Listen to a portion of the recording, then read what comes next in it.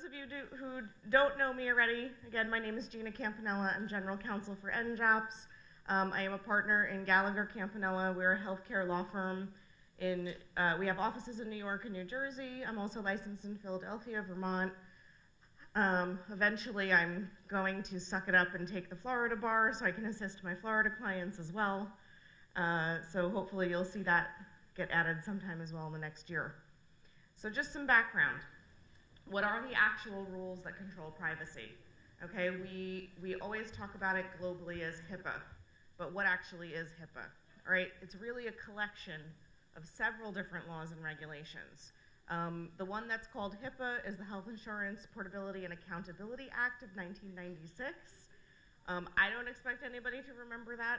I actually had somebody ask me, what does HIPAA stand for, right after I finished this lecture one year, and I completely blanked. So it's a hard thing to remember, but it's HIPAA, and that was originally passed in 1996. Then we have the Health Information Technology for Economic and Clinical Health Act, or the HITECH Act. That was passed in 2009. That was part of the Affordable Care Act. Okay, and this act is really, I have a common misconception among a lot of people who call me, and I'll say to them, well, doctor, are you HIPAA compliant? Oh, no, I'm not. I don't take insurance. I don't have to be. Or I don't do electronic billing. I don't have to be. That used to be the case, but it's not anymore. From 2009 forward, with the passage of HITECH, okay, that actually separated out two distinct areas. The privacy rule now makes HIPAA applicable to all protected health information, not just electronic protected health information. Okay, and then it's your security rule, which carries forward the original HIPAA rules that made it applicable to electronic health information only. So that's one misconception I've actually been finding a lot quite recently that I have been trying to now alleviate when giving these lectures. So as of 2009, HIPAA applies whether you're electronic or not. Okay, so HIPAA, it was passed, like we said, in 1996. And the important key thing to note here is that the federal government mandated that all state governments adopt these federal protections. Okay, so HIPAA is a federal law. And then another question I often get is, okay, but what if my state doesn't follow HIPAA? And the answer to that is twofold. No state can have privacy laws that are less restrictive than HIPAA, but they can have laws that are more restrictive than HIPAA.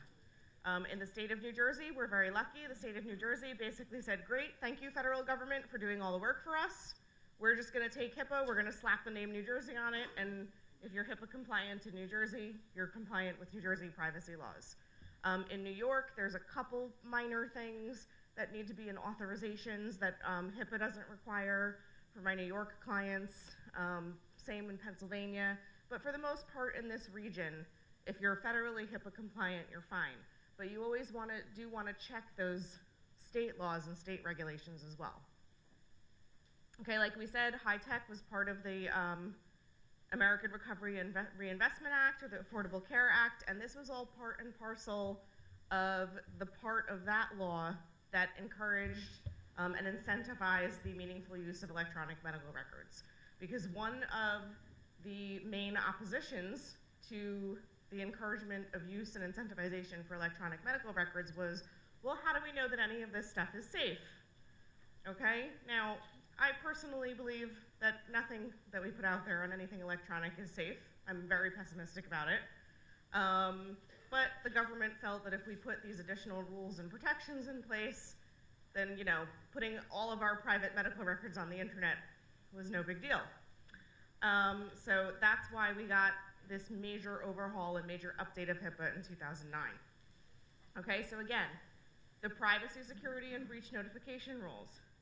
The privacy rule, and again, this is where when clients call me and they say, no, Gina, I don't need to be HIPAA compliant because I don't electronically bill, or because I don't take insurance, this is what I point to respectfully advise them that they're probably wrong and that they need to be HIPAA compliant. The privacy rule now, as of 2009, okay, it establishes the set of national standards for the protection of health information. You see nothing about electronic in there. nothing about electronically billed, nothing about electronically stored or transmitted. Then there's a separate security rule, which establishes a set of national standards for the protection of health information that is electronically stored and transmitted. Okay, so the fact that they went through all of the trouble of making a completely separate law, a completely separate rule, that does not talk about electronically stored or transmitted PHI at all, means that it is applicable to you, whether you electronically store or transmit anything or not. Okay, and then we have our breach notification rule, and that basically, what happens if you think you have a breach, what steps do you go through, and what do you do? And for my clients, I tell them, if you think you have a breach, just call me, we'll work through it together, but we're gonna talk about the steps a little bit today. Okay, so now 2013, we have another overhaul of HIPAA, but this was really more of a reorganization with some minor technical changes when we get to the omnibus rule. So this is 2013. We still have our privacy, security, and breach notification rules all in place as they were before, just some updates as to what needs to be in your documentation, what kind of notices you have to give clients, and they're all combined into what's called the final omnibus rule.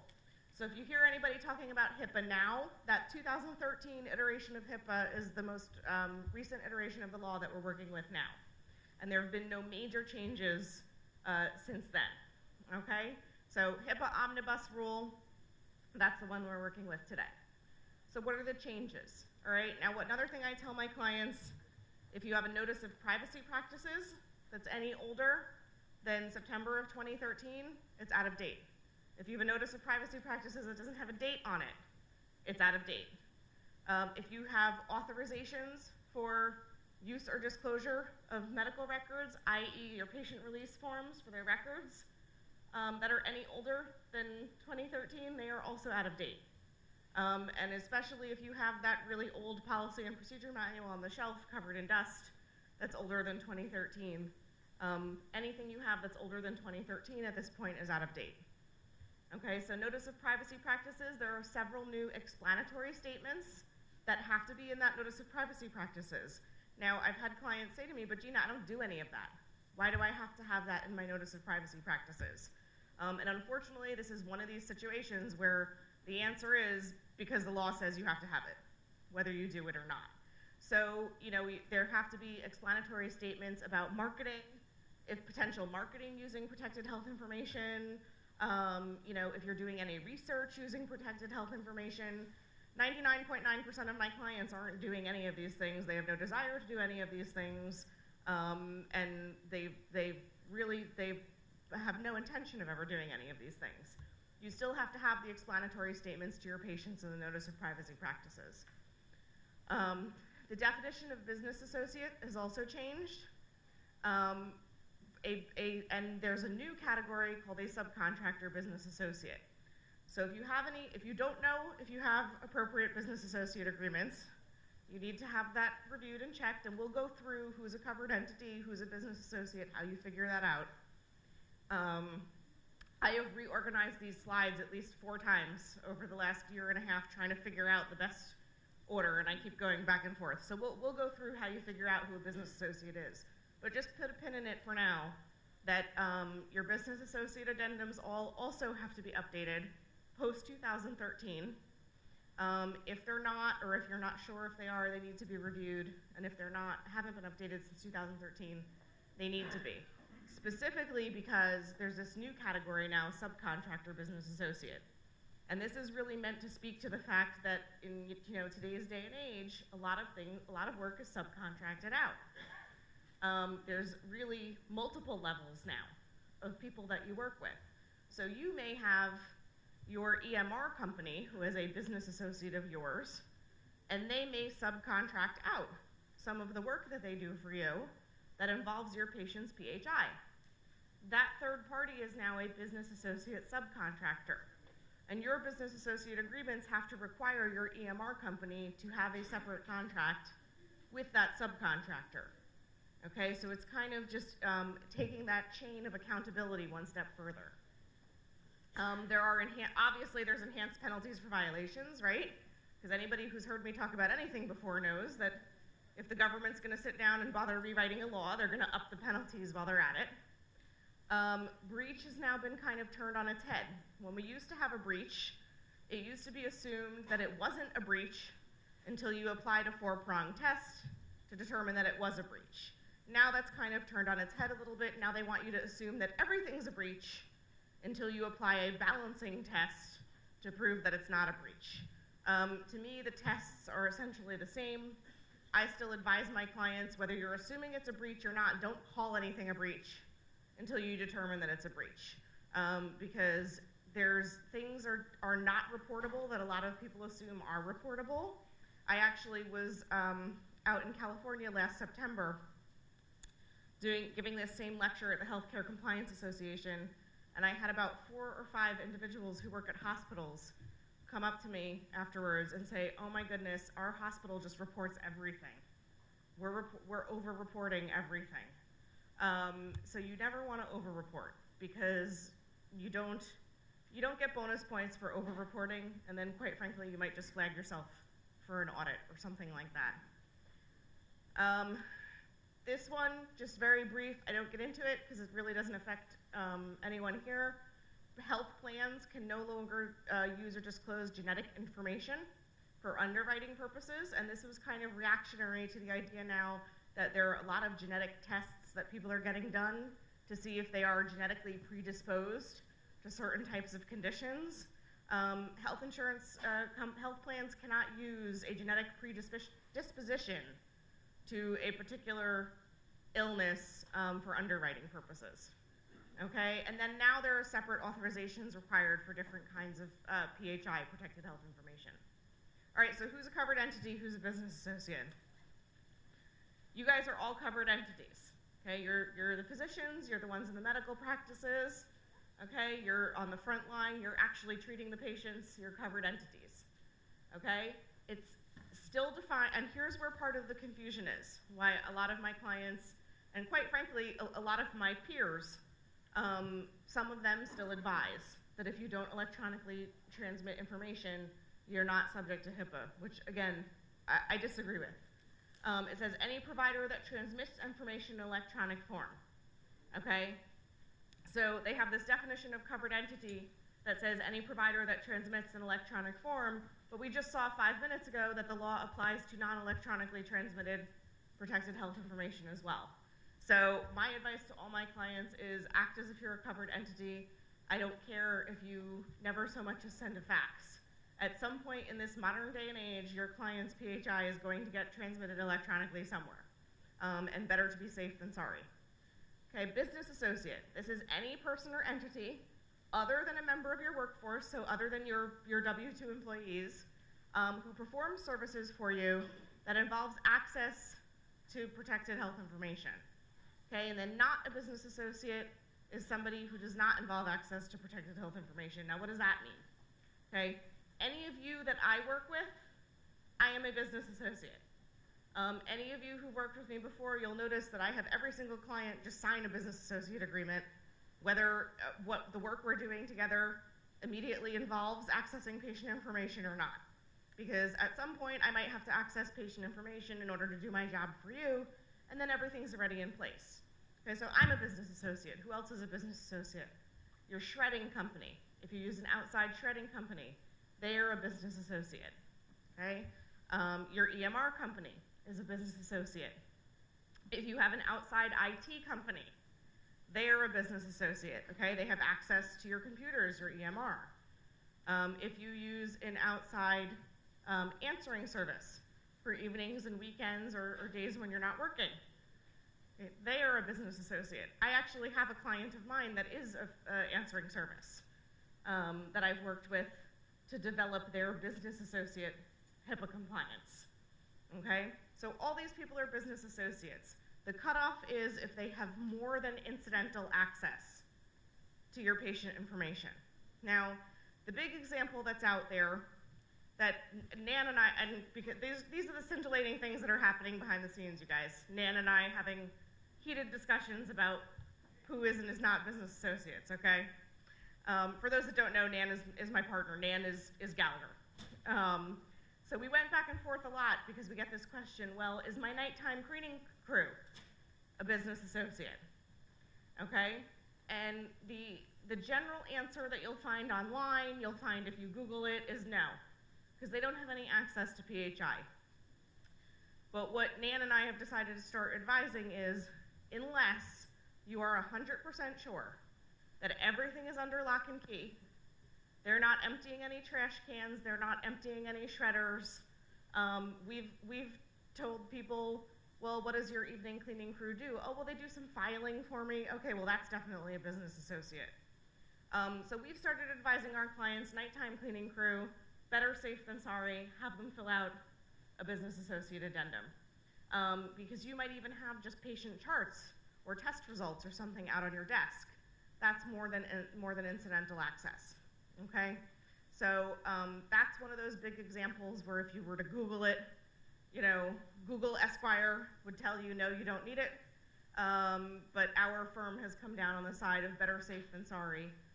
Include individuals such as that in your more than incidental access. Okay? So what are your basic requirements under HIPAA? All right, we talked about all the updates where we are today. What are the basic requirements as they stand now? You must have a notice of privacy practices. Okay? Uses, you must know when you need to have a patient sign a formal use and disclosure authorization, or authorization rather, for use and disclosure of protected health information. Okay, when is authorization required and when is it not required? Every practice has to have a designated privacy officer. It can be you, it can be your office manager, it can be, you know, a very enthusiastic medical assistant or RN who wants to take on the job. I don't care, but it has to be somebody who is specifically designated, and they need to know what they're doing. They need to be familiar with your HIPAA policy and procedure manual. Okay, patient access to protected health information. Patients have a right to an accounting of disclosures. What does that mean? Patients can contact you and say, I would like an accounting of everybody that my medical record has been disclosed to in the last year. Okay, so every time you do make a disclosure, which you should be doing anyway, you just make a little annotation in the chart. For most patients, that's gonna be, well, nobody unless you asked me to, okay? Because this doesn't include anything for billing purposes or pre-auth purposes or anything like that. But for some patients, it might be, okay, well, you know, in September, I disclosed your child's vaccination records to the school like you asked me to, you know, and then in March, I disclosed the results of your child's physical to the school so they could play sports, you know, so it would be things like that. So these are not things that it's gonna be a surprise, that you're gonna suddenly not have something, a disclosure in the chart that you were unaware of. These are all things you should be noting in your chart anyway. But just be aware that the patient has the right to ask for that, and you do have to supply it. Okay, and then patients also have the right to amend their medical record. What does that mean? Okay, I have a lot of psychologist clients, and I'll get the question a lot. Patient doesn't like my diagnosis. They want me to take it out and say, and they're saying they have a right to amend their record in that way. No, they don't.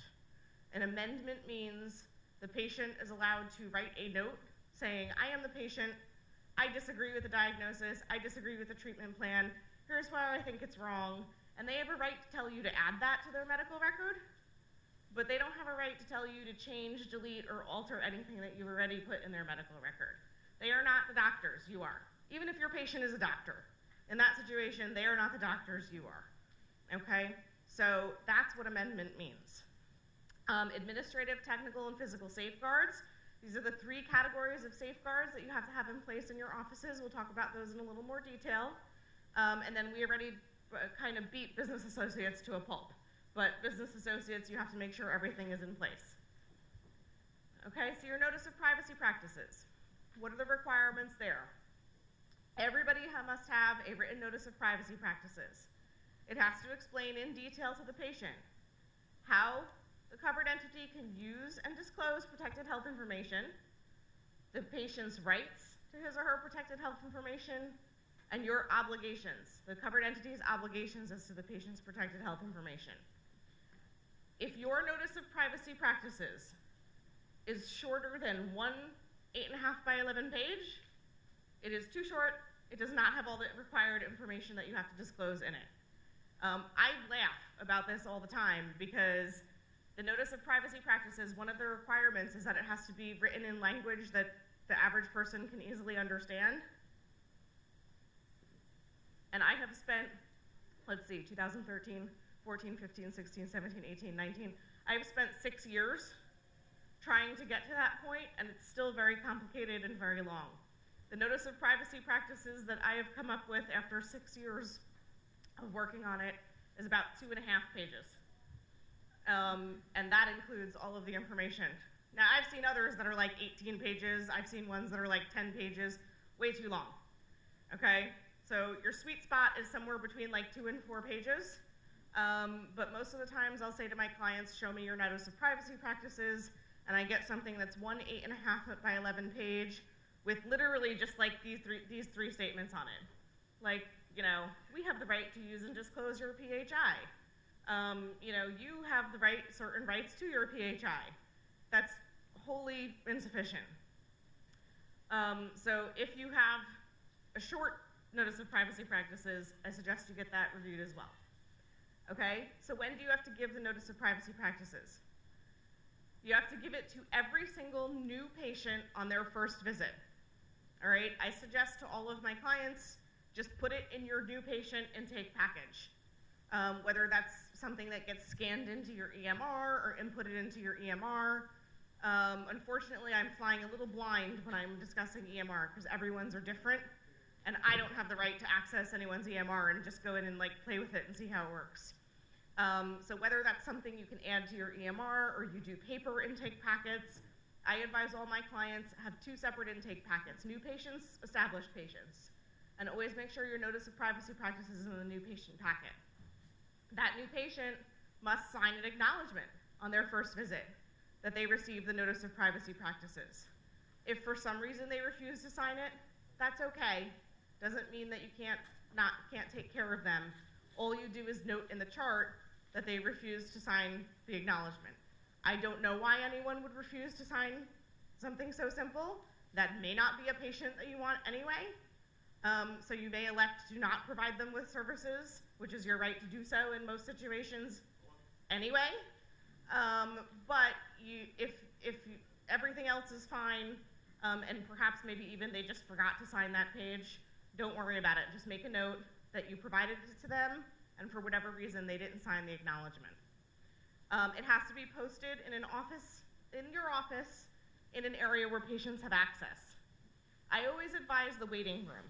And I know it's getting to the point where your waiting rooms are basically wallpapered with little pieces of paper. I understand that. But the reason I advise the waiting room is because that is typically the one place where the patient has the time to get up, take a look at something that's posted, read it, something like that. If it's they might have that time in your examination room, but they also might be nervous or uncomfortable, or depending on your specialty, in a certain state of undress in the examination room, and you know, not entirely comfortable like hopping off the table and getting up to read things that are on the wall. So my suggestion is always the waiting room. If you do have HIPAA come in, if you have someone from the government come in for a HIPAA audit, if you have the state board come in, that's where they're gonna be looking for it. So it's not necessarily to say that we couldn't defend you having it somewhere else, but that's where the people who are going to be looking for it are going to be looking for it, and that's where I find that it's the most, as a patient, from the patient's point of view, that's where I find it's the most logical place to have it, okay? And if you have a website, it must be on your website, okay? And my clients say to me all the time, they say, but Gina, if I put it on my website, everyone else is going to steal it. Well, yeah, probably, and that upsets me too, because half the time it's something I drafted for you, and you know, my competition's gonna go steal it and start drafting it for other people. That's just what we have to deal with. But it does have to be on your website, and my personal opinion, I have no, I have no secret information or anything on this. This is just my personal opinion from observation. That is the #1 way that practices are getting flagged for random HIPAA audits. I'm convinced that they have 2 or 3 people just sitting in a room, like trolling websites, looking for notices of privacy practices. And if you don't have them, they're flagging you for random HIPAA audits, okay? Once you provide it to your new patients, post it, do everything you have to do, when do people have to get it again? Basically never, unless they ask for it. You don't have to reissue it if you update it, you just have to repost it. And then if somebody asks for a copy, you have to provide them a hard copy. You can't just say, oh, well, it's on my website, go download it, or anything like that. You have to have a hard copy, you have to be able to give it to them. So what I suggest to my clients is, just keep about half a dozen copies right by the front desk. You should never, you're not gonna get like a rush on notice of privacy practices where, somebody asks for one and then suddenly tons of people are asking. But I find, especially with, the older population, if they see something new posted, they may ask for a copy, or if somebody's moving and, trying to get their ducks in a row and plan ahead, and they need to know how they can get their records once they move to their new state or wherever they're going, they might ask for a copy. So there are scenarios where people might ask for a copy. Okay, uses and disclosures. There are now 3 types of written patient authorizations for use and disclosure. It's no longer just the general form, you fill in the blanks, and that's it, okay? And again, what I'll say about uses and disclosures, if you have a very simple use and disclosure form that doesn't have certain information on it, it's out of date, it needs to be replaced. So most of my clients are in the category where really all they need is the general authorization for use and disclosure. All right, that's basically your catch-all, any medical records, this is good for. Then we have the use and disclosure, authorization for use and disclosure of psychotherapy notes. Okay, like I said, my psychologist clients, they need that, okay? And that's basically in certain fields of practice. If you are doing psychotherapy, your psychotherapy notes have to be completely segregated in a different part of the patient chart. They cannot be in the same part of the patient chart as diagnosis, treatment plan, progress notes, anything like that. And they also have to be disclosed completely separately, subject to 2 completely separate authorizations. And then authorization for use and disclosure for marketing purposes. Okay, I'm quite frankly not even sure why this is a thing, because most marketing purposes are illegal for other reasons. But I've found a few small categories where this applies. So this is basically if you have a product or a service or something like that that you're gonna be directly marketing to your patients, and you make any kind of income, sounds like a kickback, right? Yeah. If you make any kind of income off of whether or not your patients purchase that product or service, you have to have them sign an authorization for use and disclosure for marketing purposes first. But what I'd really like you to do first is call me and make sure that's not also a violation of anti-kickback or STARC or something that could land you in jail. Because 9 times out of 10 it is, and I don't actually have any clients that I know of currently who can validly use this authorization for marketing purposes. Okay, so what does a valid authorization have? Again, it has to be written in plain language that the typical patient can read and understand, which I always laugh about a little bit because some of the exact words and phrases that have to be on there are not in plain language that the typical person can understand. But it has to have a meaningful information of the information to be used, meaningful description of the information to be used and disclosed. What does that mean? My entire file can be a meaningful description. My treatment plan can be a meaningful description. My chart can be a meaningful description. Okay, so it doesn't have to be extensive, it doesn't have to be an essay, it just somehow they have to describe what they want you to disclose. Okay, that part can't be left blank. The specific name or specific identification of the person authorized to make the requested disclosure, and then the same thing, name or other specific identification of the entity to whom the disclosure will be made. Okay, description of the purpose. Why are they asking that these records be disclosed? At the request of the individual is totally sufficient. Okay, so they don't actually have to have a specific reason. Their reason can be because I want you to, but it has to be included on the form. What I do with my standard forms for clients is I actually have about 5 or 6 check boxes where the patient can check for this reason, for that reason, for the other reason, and then I actually write, if left blank, it is assumed that it will be at the request of the individual. And the reason I do that is because we all know that if patients just don't like the question, they're just gonna leave it blank and skip over that one and assume it doesn't matter. So that's kind of the catch-all, that if the patient leaves that one blank, you're covered. Okay, it has to have an expiration date or event. It doesn't have to be within a specific period of time. There's a lot of misconceptions out there that these types of things always automatically expire in 6 months or a year. There's no basis for that in HIPAA, for an automatic expiration or a maximum expiration date. The expiration date can be whatever the patient says. It can say, you can disclose my records, and this authorization to disclose expires as soon as you've made this disclosure. Then it's canceled. You can't disclose again. Okay? Or it can be, which I have a lot of clients that get this, you treated me for my injury from car accident, so you're authorized to disclose my records until my litigation is over. Okay? In my field, we all know, I don't know if you guys all know, but litigation takes years. All right? It's not a fast process, even when the case is very simple. So that authorization is going to be valid for probably several years. And that's okay. There's no rule anywhere that says it has to be 6 months or a year it expires. And then the signature of the requesting individual. Important notes about signature. Does it have to be an original signature? No. They can fax it to you, they can email it to you, they can scan it to you. Does it have to be witnessed or notarized in any way? No. Okay, it just has to be signed. And I like it to be signed and dated. What I advise I have had clients call me and say, I just got this random authorization from a patient. It looks weird, but it's correctly filled out. I don't know, what do I do? There's no harm in calling your patient and saying, hey, just wanted to make sure you submitted this, okay? Because as many of you have probably heard me say before, my dirty little secret is that before I did this, I was a divorce lawyer for 3 years.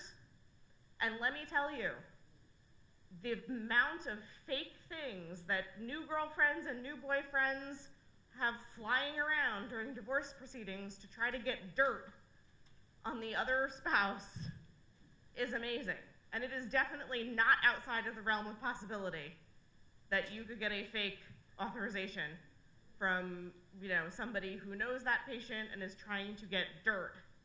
And it's not actually the patient at all. So if you ever have any question that it's your patient, you can't require it to be notarized, you can't require it to be witnessed, that's gonna get you in trouble. But a simple phone call to your patient confirming it was really them that submitted that authorization never hurts. And always just kind of make the notation in the chart, yes, it was the patient, and then at that point you have your 30 days to make the disclosure wherever they requested. And I have very recently had clients make those phone calls and find out it wasn't the patient. So it never hurts to double check. Okay, required statements. All right, you must tell, and these all have to be in the use and disclosure form. So somewhere on that use and disclosure form, it might say you have the right to revoke this authorization in writing at any time. Okay, then there are exceptions to that right. You must have it say somewhere, if we've already disclosed, we can't undo it. You can't require us to undo it. So you can withdraw this authorization, but if we've already taken action, we can't go back and we can't put the toothpaste back in the tube. We can't go back and undo what we did, and you can't expect us to. Okay? You have to inform them that the ability to treat, the ability for payment, enrollment, eligibility for benefits, anything like that, cannot be conditioned on a requirement to sign something like this.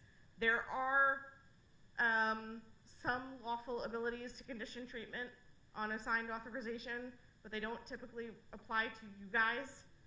They typically apply in other situations that don't affect the average medical practice, so I don't go into them in detail in this presentation, but if you think you might be in one of those situations where that applies, call me, we'll talk about it.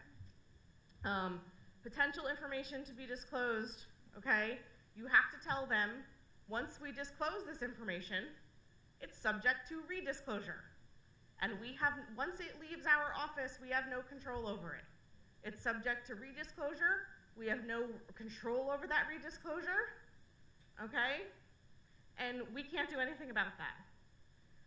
All right, so already, if some of these notices are not on your authorization form, you need a new authorization form.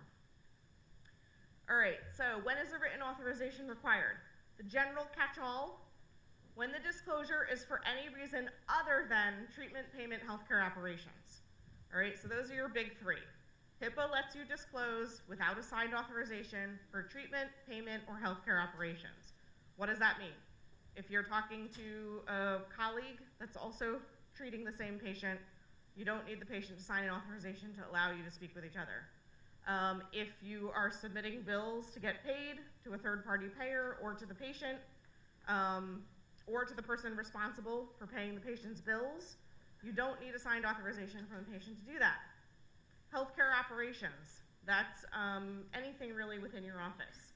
You have your front desk person calling to confirm an appointment, you are calling for pre-authorizations, you're assisting the patient in perhaps scheduling a surgery or something like that at a surgical center or a hospital or outpatient facility.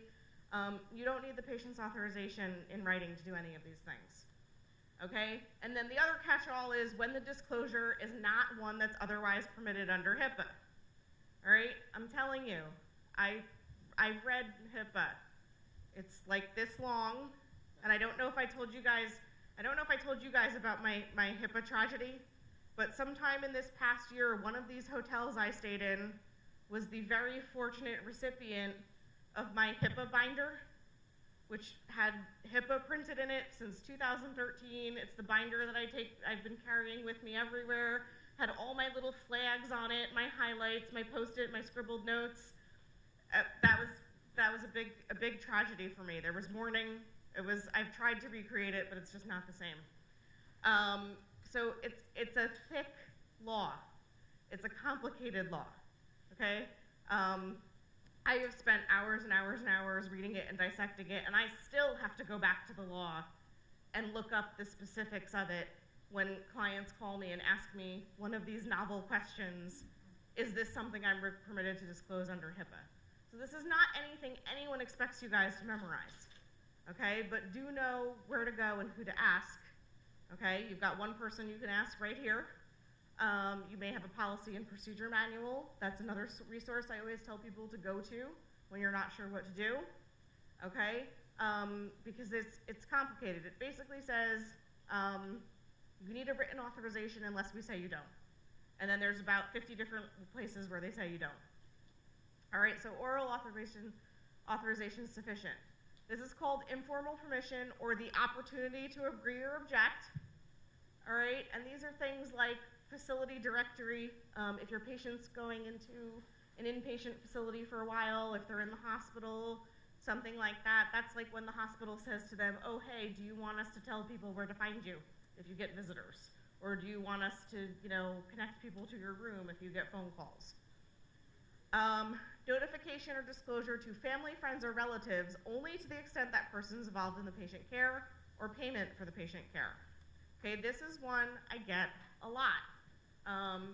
Elderly parent who has an adult child helping care for them, perhaps adult child who is still on mom and dad's insurance. These are all situations wherein you might be discussing this person's private health information with a family friend or a relative. You don't need written authorization to do that. What I advise is you always, well, first of all, of the example of adult child that's still on mom and dad's insurance, okay? Mom and dad only has the right to information as it relates to payment. So they don't have the right to ask any questions or get any information other than how it relates to the bill they received, the EOB they received, or what they owe your office. That gets very sticky.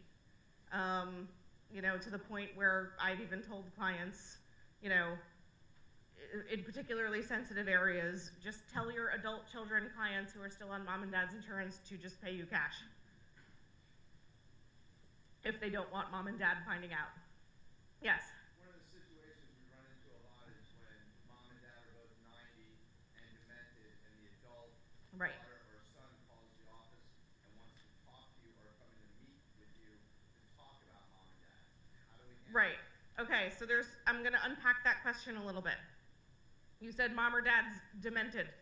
I'm assuming you mean clinically diagnosed dementia for purposes of this answer.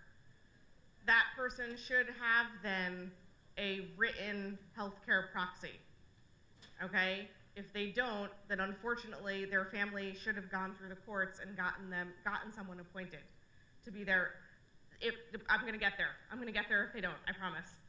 If they do, then you talk to the healthcare proxy, and then the healthcare proxy can orally authorize you to talk to anybody else. Okay, that's one. Second part of that question is, mom or dad's 90, they're demented, they haven't formally been diagnosed, but they're obviously not retaining anything, they don't know what's going on. Okay, and they have a son or a daughter that calls and says, I was at work today, I couldn't come to the appointment, what happened? Mom or dad has no clue, they don't remember. All you have to do is say, put mom or dad on the phone, let me get oral authorization from them to talk to you, and then I can talk to you, okay? Or if I've had a lot of times too, where someone will, my clients will say, you know, this person always brings this patient to my office, and, you know, I'm afraid that they don't really want me talking in front of the person, but I'm asking in front of the person and they're scared to say no. And this goes a little bit away from your example. This is more, I find this more in my OBGYN practices or things like that, where it might be, you know, a spousal abuse situation, where, you know, the spouse is in the room and the other spouse is asked in front of that spouse, oh, is it okay if I talk in front of your spouse? And you just get that feeling that, like, if the spouse wasn't there, maybe he or she would say no. In that situation, I say, you are the doctor. It is your office. You tell anybody that you want out of the room to get out of the room, and you have a private conversation with your patient. You guys have unfortunately gotten to the point where you have so many regulations and you constantly feel like you're walking on eggshells. Do not forget that that is your office. You are in charge. Can you do that with a minor? If there's a minor and the parent is in the room? Sometimes with a minor, you want to discuss sexual history, abuse, they don't want to speak in front of their parents. If it's a minor. Okay, so the question was, can you do that with a minor who doesn't want to speak in front of their parents? If you're asking them things about drug use, sexual history in particular, there are certain legal protections for minors that you don't have to share that with their parents. So for those types of conversations, yes, you can absolutely ask the parent to leave the room. Now, if you have a situation where you're fearful that there's parental abuse, or child abuse, I guess would be more appropriate, that the child's being abused, then absolutely, you ask that parent to leave the room, you talk to that kid alone, and whatever the consequences of that are, you call me and we'll deal with that together. But it's particular, so there's really two situations where you can ask mom or dad to leave the room when you're talking to a minor, and that's particularly the sexual history, STD treatment, things like that. Minors have a right to privacy from mom and dad for things like that, or if you suspect abuse. What if the parent won't leave? It's your office. And that's really the extent of what I can say. Just don't forget that it's your office, and you're in charge. And, if the parent won't leave, maybe that even just heightens your suspicions. And you do have a right to discharge a patient from a practice for any reason at any time. Is there a question in the back? Yes.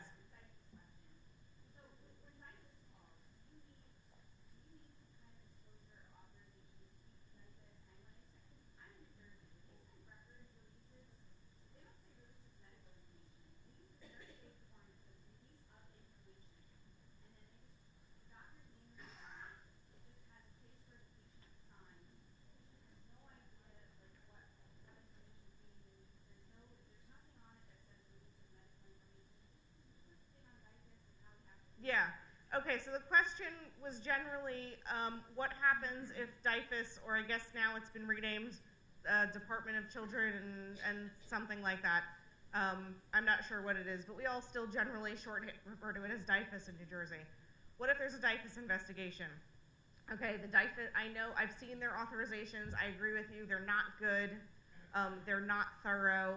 However, the reason that DIFUS and other government agencies don't have a problem with that is because there is a caveat in HIPAA that says that if it's for law enforcement purposes or for legal investigative purposes, which DIFUS would fall under, okay, they don't even really need an authorization a lot of the times. They can just call you and they can say, hi, we're DIFUS, we're investigating a case of suspected child abuse, neglect, elder abuse, neglect, and we need your records to do that. So the reason, my personal belief is why they kind of get away with having substandard authorizations is because if they didn't really even want to use an authorization, they wouldn't have to. But it's kind of, they also don't want to go into every situation with guns blazing and court orders and things like that, requesting records. So there is this caveat that if it is for investigation of suspected criminal activity, which child abuse is suspected criminal activity, the typical authorizations we're talking about here are not required. Okay? Yes? Okay. Okay, so the question was chaperone or interpreter, all right? So we talked yesterday a little bit about how one of the big things that the state board has been looking for in the last year is making sure that doctors are offering their patients chaperones in the examination room. And also just in this state that we're in right now, where, you know, we're finally having this awakening that sexual assault and sexual abuse happens every day, and we're kind of going to that opposite extreme now, where every little thing is potentially being interpreted as sexual abuse or sexual assault or unwanted advances. You all have to be incredibly careful because your job involves being alone in a room with your patients and touching them. Okay, so as far as a chaperone will typically be a member of your workforce, so no permissions needed, no authorization is needed, and they are subject to all the same HIPAA requirements that you are as a member. So your workforce is essentially an extension of you and your office. So no authorizations would be needed for a chaperone. I'm sorry, remind me with a second. Interpreter. Okay. An interpreter is typically going, if the patient brings their own interpreter, like a family member or someone that's going to interpret for them, then you are going to ask for permission to speak freely in front of that person the same way you would if they were not interpreting. It was just, I have trouble remembering my own information, my family member's here with me, can we talk together or something like that. So you simply say, you know, do I have your permission to speak freely about all of your medical care and conditions in front of this person? They say yes, you note it in the chart. Okay? If it's an interpreter that you are providing, okay, because again, there is a requirement that if someone can't provide their own interpreter, you have to provide one.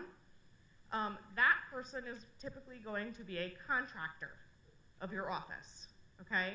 So they are permitted to provide those interpreting services as a contractor of your office, and they are subject to all the same HIPAA requirements as you are in accordance with that business associate agreement that you had them sign as a contractor of your office. Okay, make sense? All right. All right, so when is authorization not required? We actually talked about a lot of this already, and it's almost 8:30, so, but I love the questions. I prefer questions. All right, so uses and disclosures. I want to hit on this very quickly. A risk assessment, practice risk assessments must be done annually. Okay, so somewhere in your HIPAA policy and procedure manual, you should have a tab in the back that is for your annual risk assessments. If you get hit with a random HIPAA audit, or you get hit with a HIPAA audit because one of your patients complains, okay, that their rights were violated in your office, this is one of the things they're looking for. And if you don't have it, you're going to get fined for a HIPAA violation. All right, so annually, You want to review all administrative, technical, physical safeguards. You're going to keep a log that you did that review. And then when anything that's required by HIPAA has to be in place. HIPAA also has this special category where actually probably about 70% of the things that HIPAA says you should have aren't really required. They're in this special category called addressable. So things that are addressable you don't have to have, but you do have to talk about them in your review. Now one of the things, and this is complicated, one of the things that I've been developing in all my spare time is a checklist for my clients to use for their annual review. And I'm hoping to have that done soon for all of my clients. There are things you can find online, but I find a lot of the times it's, they either require an exorbitant amount of money, and then it's a, let's go through and do this together. Or if you have an outside IT company, I find a lot of the outside IT companies are very good at assisting in providing this annual risk assessment. Okay, so administrative safeguards, you have to make sure you have your security processes in place. A security official has to be appointed. Nobody should be accessing anything that they don't need to access in order to do their job. All right, training, you have to have training and supervision and sanctions when appropriate for anybody that does violate HIPAA. And you have to periodically evaluate all of the above. You have to have, HIPAA training is required when you hire somebody new upon hire and annually thereafter. Okay, technical safeguards, like I said, I'm gonna run through these quick. You guys have these slides. They're available for download. If for some reason you can't download them, everybody knows how to get in touch with me. Shoot me an email, I will send them to you. Okay, has there been a breach? I said that we were gonna go over the steps to analyze a breach, okay? If you think there's been a breach, first and foremost, do not call it a breach. It is an incident until you decide it's a breach, okay? And these are the 4 things that you have to consider to decide if it's a breach or not. The nature and extent of the PHI involved and the likelihood that the patient is identified. The unauthorized person or person who received or accessed the PHI. Whether it was actually acquired or viewed, and the extent to which the risk has been mitigated, okay? I have had people come up to me and say, oh my goodness, every time our neighbor across the hall, who's also a medical practice, accidentally gets one of our patients' EOBs and opens it, we've been reporting it as a breach. That's not a breach, okay? Because, yeah, okay, there was PHI, the person's name was on it, but the unauthorized person was another medical practice who simply opened it and said, oops, this wasn't ours, and brought it to you, okay? There's absolutely no likelihood that that PHI is going to be retained, used, disseminated, or anything bad is going to happen to it, okay? Was it acquired or viewed? Just briefly enough to know that it wasn't theirs, okay? And the risk has been mitigated. They returned it to you. So to me, that's not a breach. But that was one of the individuals that came up to me in California, said, oh, our mailman is constantly giving the person across the hall our mail, and every time that happens, my boss tells us to report it to the patient as a breach. And that's just ridiculous over-reporting. That's begging to get a complaint filed against you. Okay, so if you do determine something is a breach, there are notification requirements. Okay, here are the notification requirements. We're gonna flip by them fast. It's all pretty much out there. Business associate agreements, we've discussed pretty thoroughly already. Business associate subcontractors, we've discussed pretty thoroughly already. And I wanna just touch on enforcement actions before I finish up for the day. Okay, so the Federal Office for Civil Rights, that's the office that's responsible for enforcing HIPAA, all right? They have started a pilot program for random audits in 2015. They expanded it in 2016. Part of the reason they now are doing random audits and not just audits in response to complaints is because someone in the federal government said, hey guys, we should also be randomly auditing people for compliance. Because, there's fines involved, and oh yeah, we should be doing our job and making sure that, HIPAA is being properly complied with. All right, so now not only do you have to worry if you potentially get a complaint filed against you with the Office of Civil Rights that you're gonna get a HIPAA audit, but now they're doing random audits as well. And remember, I said, I'm convinced the #1 way they're looking for people to audit is you don't have that notice of privacy practices on your website, okay? So just to give you a little bit of a visual, complaints received by calendar year. 2013 to 2016, the number of complaints filed with OCR has almost doubled. Okay? Here's just some information. Okay? Total number of cases, 2016, total cases were 24,000. 334 of those were random audits. The rest were subjects of complaints. Okay? And then we see that the top two problems are typically impermissible uses and disclosures, and safeguards. I don't know, Access like made a run for number one in 2016. Okay, but safeguards and impermissible uses and disclosures are like the top ones that they're looking for. Part of the reason I think it's so easy that we're seeing a significant increase now in complaints is because you can do everything online. It's the same reason why I think we're seeing a significant increase in board complaints as well. 10 years ago, if you wanted to make a complaint, you had to find a piece of paper, write a letter, find an address, look it up, put a stamp on it, walk to the mailbox, put it in the mail. Now you can just be like up at 2 a.m. and you can't sleep, and you know what, I'm really mad at my doctor. I'm gonna go file some complaints online. Super easy, okay? So it's become very easy for people to complain. It's become very easy for people to Google what they think their rights are. But just, I'll say that, you know, just do the best you can to prepare and be compliant.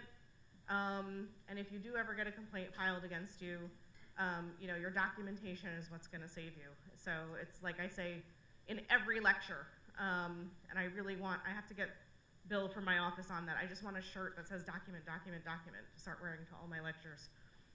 Your documentation is what's gonna save you. So just make sure you have your compliance assessments. If you do have a problem patient, document the problems, document what you've done to try to resolve them. And I think I am done, my time is up, but if anyone has any questions, yes? Lots of times we get requests from cancer registers about patients that they've treated in the past and whether or not they're still alive and cancer-free. Is that a violation of HIPAA to send them those records even though the patient's no longer under that cancer program's care? Okay, so the question was, we very frequently get requests from cancer treatment programs wanting to know if former patients of theirs are in recovery and remission or perhaps have passed away. Is it a HIPAA violation to send the records? I would be uncomfortable with you sending. It's not records, it's just a statement whether or not they're still alive and cancer-free. It's a form that you fill out. It's a form they fill out. Oh, so they're not asking for records. It's just a form they fill out. Honestly, I can't fully answer that question without knowing what kind of authorizations your patient gave to that facility to ask those kind of follow-up questions. So for you, my question would be, did this patient authorize you to send me this survey when they were your patient? I have another question. Yeah. There's a state law that says you have to fill that form out. I think the doctor has an obligation under state law to fill the form out. Okay, so then that's okay, and I wasn't aware of that. I'm sorry. So if there is a state, Different, knows different, tell me.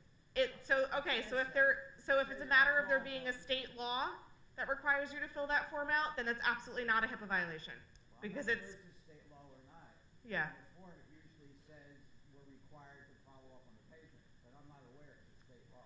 Well, you know what? I'm gonna look that up, and I'm gonna find out if it's a state law or not, but the short answer is if it is subject to a state law, then it is not a violation. You can fill it out, you're fine. And my second question, I've gotten a few requests to have office visits recorded Right.